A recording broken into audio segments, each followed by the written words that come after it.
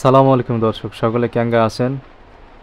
মুই হলো দিনাজপুরের সোল। দেখো মুই এটাতে বাড়ি যাসনু, বাড়ি যাওয়ার সময় দেখো যে সোলগুলা এখানে জমিতে মই দেছে।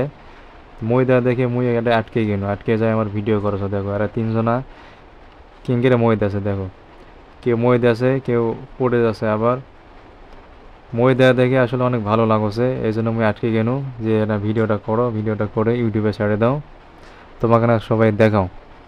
দেখো দিনাজপুরের সোলপুলের অ্যাঙ্গেলেই বৃহৎ মই দেয়।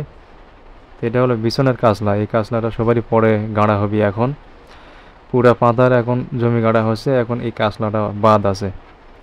এই কাসলাটা জমি গেলে শেষ হবে, এই জন্য এরা তিনজনা কাম পাচ্ছে না। আর কি করবি, আম পাড়ে বেড়াচ্ছে। দেখো সবাই তিনজনা কত সুন্দর করে মই দেছে, মুখও দেখতে মনে আছে।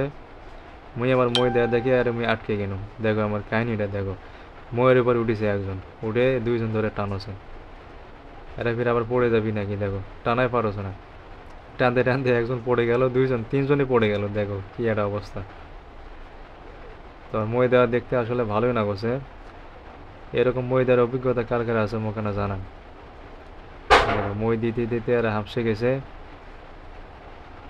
আরও মই দিয়েছে। তো বৃহৎ যে মাটিগুলো আছে বড় বড়, এই মাটিগুলো পা দিয়ে সমান করে দিয়েছে।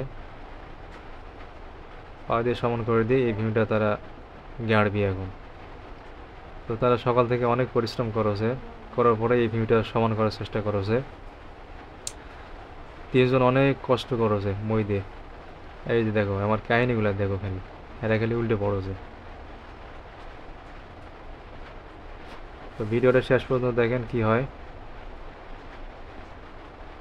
এরকম গ্রামীণ সুন্দর সুন্দর ভিডিও দেখতে চ্যানেলটা সাবস্ক্রাইব করে সাথেই থাকেন সবাই। আল্লাহ হাফেজ, আসসালামু আলাইকুম।